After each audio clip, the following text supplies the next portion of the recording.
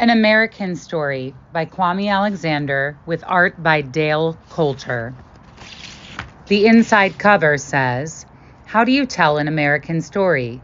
A story of struggle, a story of strength, a story of horror for the ones who want to speak the truth, a story of survival, the ones doing the hard and sacred work of nurturing young minds into beautiful human beings, the teachers." An American Story by Kwame Alexander and with art by Dale Coulter. How do you tell a story that starts in Africa and ends in horror? An unbelievable story about evil plans and big guns hiding in the night, waiting. While the girls and boys finish chores, play games, listen to old tales of trickster spiders and talking drums, waiting.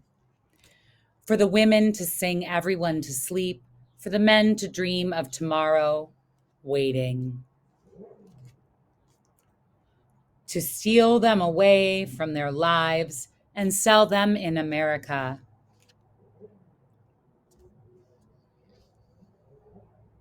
But you can't sell people. How do you tell a story about slavery? About sly men from cold places scheming and laughing on tall ships while people shackled below, crammed in small hot spaces, cry and sometimes die. A story of struggle and sacrifice, about bold men and women jumping into the sea, into the jaws of sharks because they were scared and didn't know they were being taken, or what they'd find when they got there, or maybe they just wanted to escape. How do you tell that story?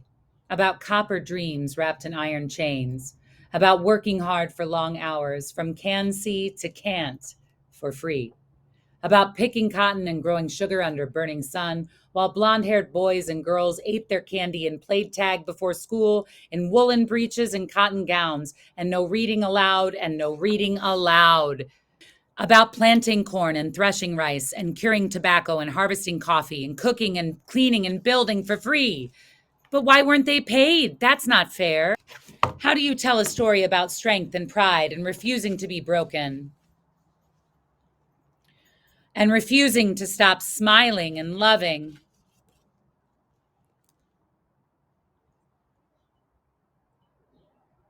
And each night gathering the children by the fire to hear tales of Moses and trickster rabbits and missing home and missing home. That's sad, really, really sad, Mrs. Simmons. How do you tell that story and not want to weep for the world? A story about mothers fleeing in the wind, wading in the water, conducting freedom. About fathers fighting back and stealing away, chasing liberty. About some being caught by the searing lash of night riders and others riding by the light of the North Star. About little girls waking up in the middle of the night to their tormented mothers pleading, "Please don't take my boy from me." About families torn apart and sold like cattle. I don't think I can continue. It's just too painful. I shouldn't have read this to you. I'm so sorry, children. But don't you always tell us to speak the truth, Miss Simmons, even when it's hard? When I've done something bad, my dad says, "You can't change the past, but you can change the future." When I'm sad, my grandma sings me her favorite poem. We've suffered, been battered, our lives have been scattered, but we're still here, and that's all that matters. We're still here. How do you tell an American story about standing up and speaking out, about Sojourner Truth and Robert Sauls, about Civil War and emancipation, about yesterday's nightmare and the courage to dream a new tomorrow? How do you tell a story this hard to hear, one that hurts and still loves? You do it by being brave enough to lift your voice, by holding history in one hand and clenching hope in the other.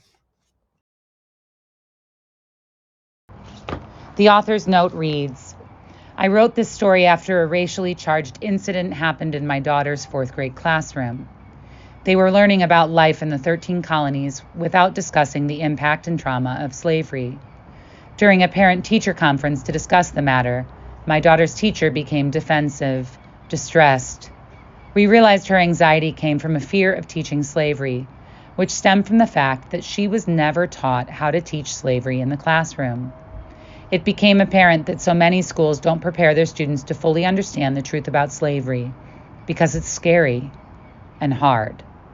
I believe an American Story can help give us a way to speak truth to children so we can stop being afraid, so we can start moving closer to our better selves. A note from the illustrator. Most of my work focuses on joy, but this book deals with difficult and painful subjects, and I wanted to make sure to do history justice. I researched for weeks, though at points I had to stop because of the horror of what I was reading.